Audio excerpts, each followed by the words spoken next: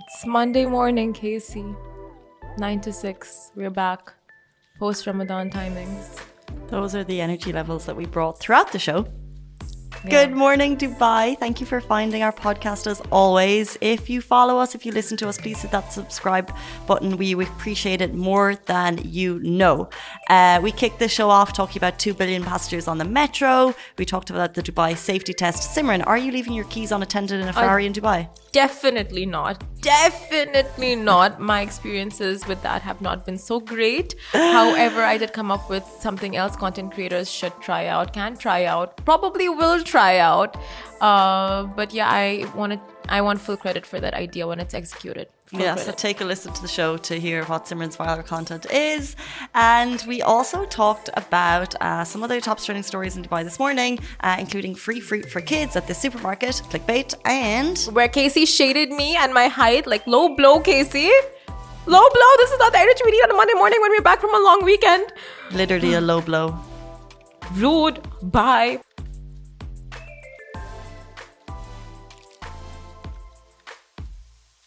Good morning, Dubai. Welcome back to the Lovin Dubai show, where we go through all of the top trending stories that everyone in Dubai is talking about on this glorious Monday morning when hours have resumed to 9 to 6. Our top story today, the Dubai metro hits 2 billion passengers. We'll also be talking about the sudden closure of Bollywood parks and how it's come to as a shock to many Dubai residents. The ultimate Dubai safety test. This Dubai lad leaves keys in an unattended Ferrari to test how safe this city truly is. As well as a supermarket in Dubai is giving parents a break with free fruit for kids. We love that. We love that. But what we don't love is today morning. We're all in it together. You can feel it because the roads are busier. Yes. The traffic is back, which means if you're in pain today, you're not alone. Everyone. We're all suffering struggling together. We're all struggling together. That's amazing. So it's fine. It's a fact of life. You have the highs and the lows. You have your amazing holiday. You can do as much or as little as you like. And then we have to return to work. No. I'll tell you firstly, we were all looking forward to the Monday being off. Okay, the first thing that hit us, Monday is not off. That was always a maybe, and a week ago. But are manifestations real? Are they actually clearly real? Not, because Clearly I think a lot of manifestationers were putting that on billboards, hoping that we would have today off. It was a maybe, but it felt like it wasn't. For me, I was never really thinking it was going to happen. It was always Thursday, Friday, Saturday, Sunday. No, I just thought, like, I honestly had such a strong feeling that we would get Monday off, and then when they finally announced it wasn't off, I'm like, what? It's like, after really high, like a sugar high, and you come crashing down. Same. I get you. Yeah. I feel like most people. We put a great video of a dog being pulled back into work, and I think it's the feeling of most residents this morning. So, did you all have a great holiday? We would love to know what you get up to. As always, we love to read your comments before, during, and after the show. Good morning, Mr. Fasu.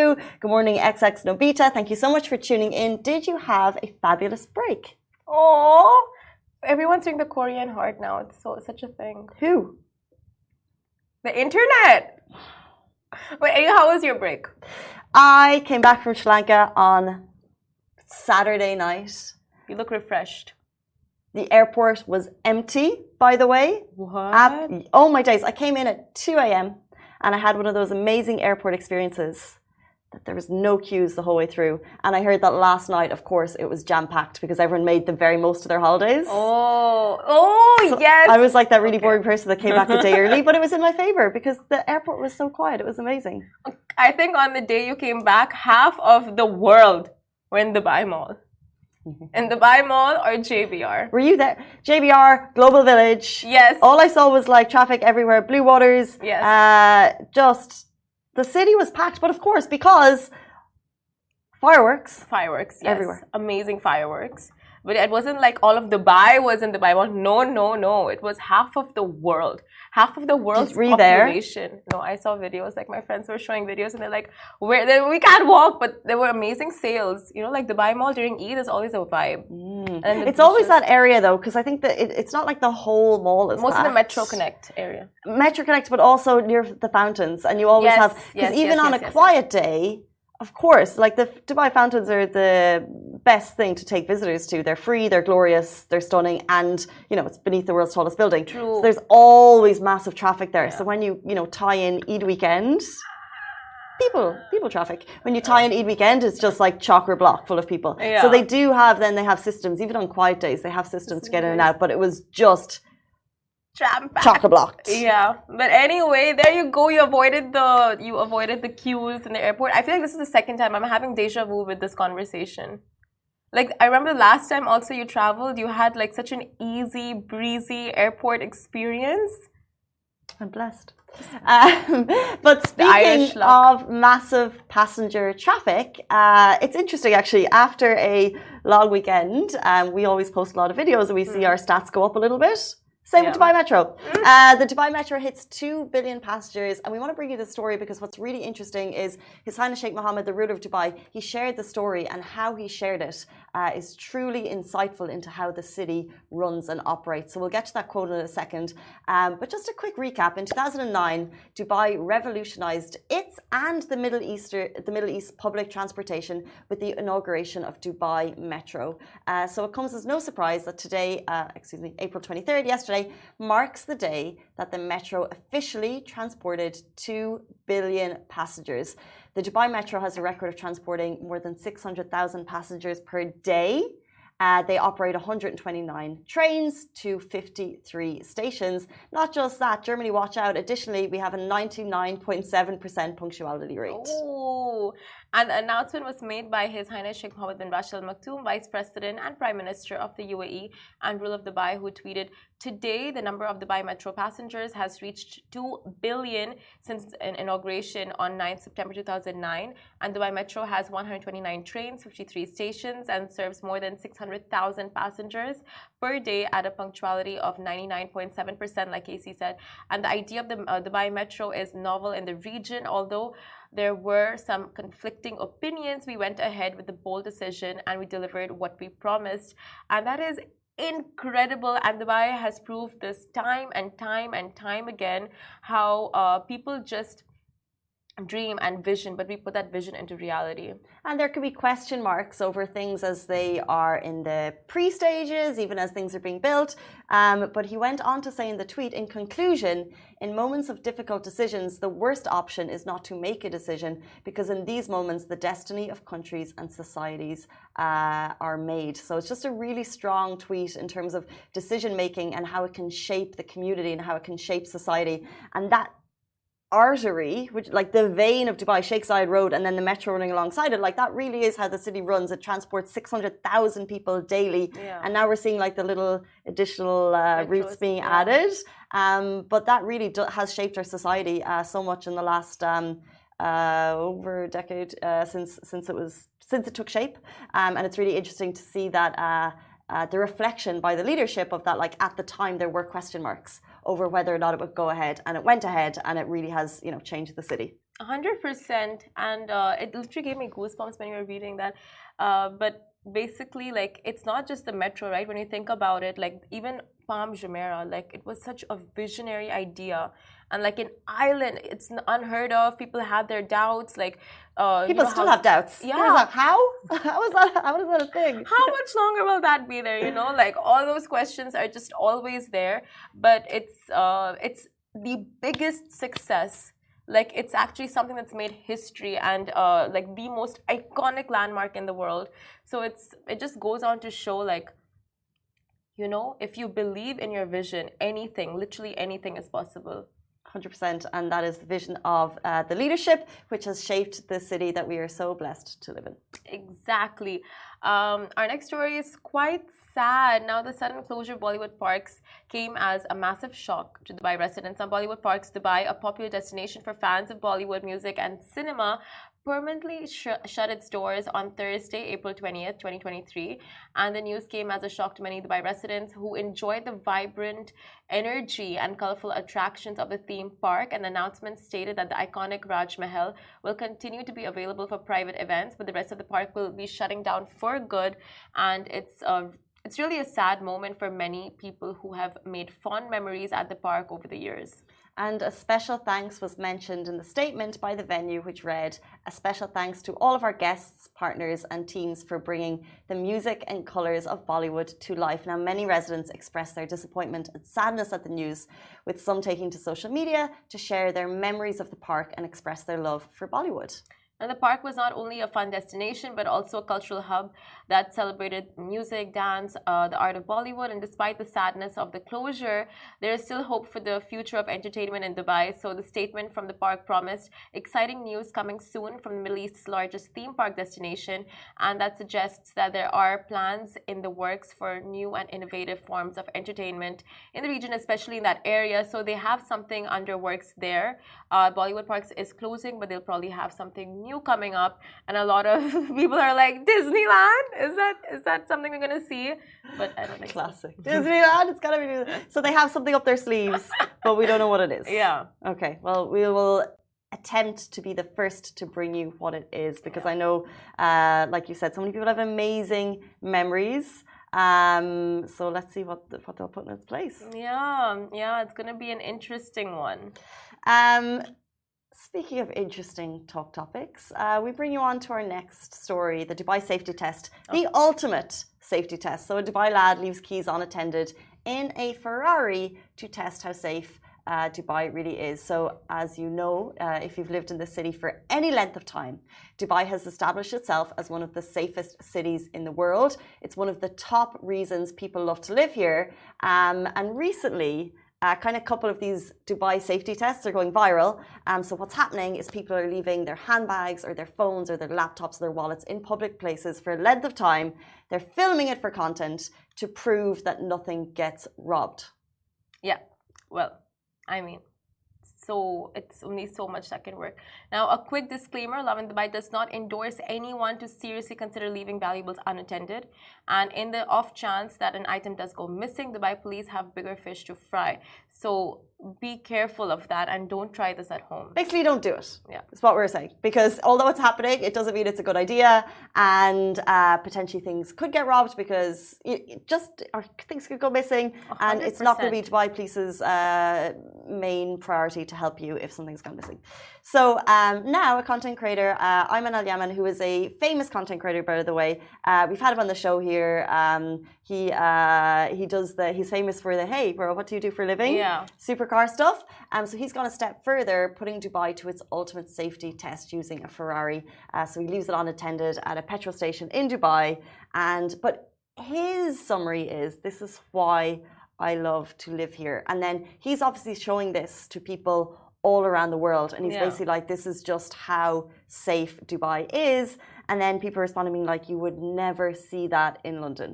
That is true, though. Honestly, to a certain extent, it's true. And but honestly, we cannot take the safety for granted. We know the city is safe. We know there are CCTV cameras everywhere. We are so protected and we are secure in terms of the police looking out for us, the government looking out for us. But taking all these things for granted, it's just not a good idea. Yeah, I think that's fair. But I really do like how the international response was basically saying you wouldn't see this. Because we're seeing it so much now that we are almost desensitized to the safety stuff, and we're kind of a bit the more we do it, it's like it's like what is that phrase, like waving a normalizing? No, but it's like basically like putting that forbidden fruit there.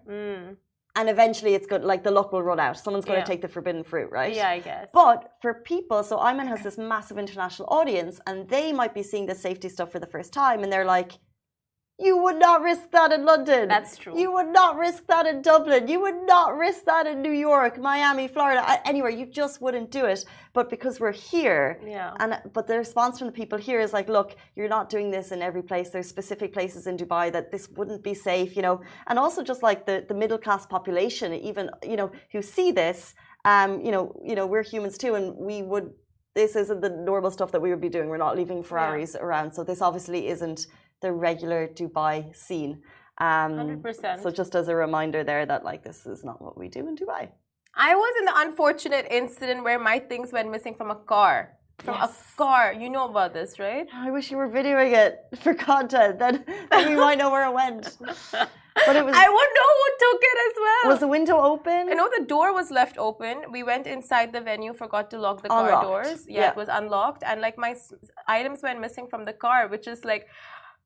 It happens, unfortunately, like when you're in the wrong place at the wrong time. I think anywhere in the world, things can go wrong. But comparatively to the rest of the world, we are so lucky to be living here and just so lucky on the safety factors and safety levels. You know what I do? So we shouldn't leave our cars unattended and all of that. The lucky thing that I think that we have here is that if you go to the mall and you need to charge your phone, you can kind of charge it. Like I wouldn't leave it, but like, or you know, I can charge it over there when I'm having lunch. I don't need to turn around. Or I can say to, if I'm in a restaurant, I can say, hey, can you charge my phone for me? True. I wouldn't do that in another city. I wouldn't be in Barcelona and say to the restaurant, like, hey, take it, because you're just asking. But it's those little things, like, I'm never going to have a Ferrari, full stop. If I did, I would. You don't know that. Never say never. I don't think it's not going to happen. I really hope you get one so I can go on rides. But dream big, have one yourself. But like, look, if I had a Ferrari, I would never leave the keys there. But the little small safety factors that we have, that we can hand our phones in to stores and say, hey, like, that is amazing, and hopefully that will never change. Exactly. But people just stop reserving tables with your phones and your wallets, and oh my God, like... Not cool. Yeah. No, like, it just takes one wrong place, wrong time for it to go missing. No, but also, if you're standing in the queue, it's like the people who go down early to the pool with their towels. It's like 7 a.m. and then they go for breakfast and leave it for 2 hours. Like, when are you going to be back with your phone? How long has that been there? I just don't think it's the right... You're not allowed to reserve... You just can't reserve tables. Like you stand in line, and then when you get your food, then you look for the table. Now, if there's a group of more than 3, one person's allowed to go and get the table. There should be etiquette around this stuff. Don't just put your phone down. I have the best content idea: reserving a parking spot with your phone. Imagine, like a really crowded place and leaving your handbag in your phone. Who's gonna try that social experiment? Go try that. Because you know there's going to be a content creator videoing it, being like, I'm going to put my iPhone 14 down. And then some genius person is going to be like, oops. Right? I think Dubai people have had enough. Yeah, Dubai people have had enough. I think it's, I think there's going to be no more phone saving. We got to try that. We got to try it. I feel like we can still reserve a parking spot like that. Could you imagine? We have like limited parking outside our office. It's kind of usually fine, but imagine you just put your phone down and expect someone to abide by that rule. Not like a phone, okay, or maybe something taller that they can see. No, the phone. Like a plant. Oh, a phone. Yeah. No one's. Please. Please, someone create that video, send it to us. And moving on to something that is a little bit more helpful and helpful. It is the best thing ever for parents. Now, a supermarket in Dubai is giving parents a break with free fruit for kids. Now, fruit lovers can rejoice because Giant hypermarkets are providing a permanent feel-good service. That is sure to make both parents and kids happy. Now, free fruit for kids, and it's the perfect way to keep the little ones occupied while you shop and ensure they're getting a healthy snack to fuel their little bodies. And who doesn't love free stuff? And it's free fruit. Genius. So if you're worried about your child turning into a little fruit monster, fear not, because Giant is providing just the right amount of fruit to satisfy their hunger without spoiling their appetite for dinner. So next time you're at Giant Hypermarket, take advantage of this fruity promotion and let your kids enjoy a healthy snack. But you know what they say, after all, an apple a day keeps the frowns away, and a free fruit a day keeps the bills at bay. Genius, Simran Gupta. This is why she makes the big bucks. Here, so... But a lot of other supermarkets too, we put on social media, and people are like, Spinneys are doing this, Waitrose are doing this, and they've been doing this forever. So it's like a lot of supermarkets. I had never heard of this initiative. I don't have kids, maybe that's... I wonder if there's a height limit.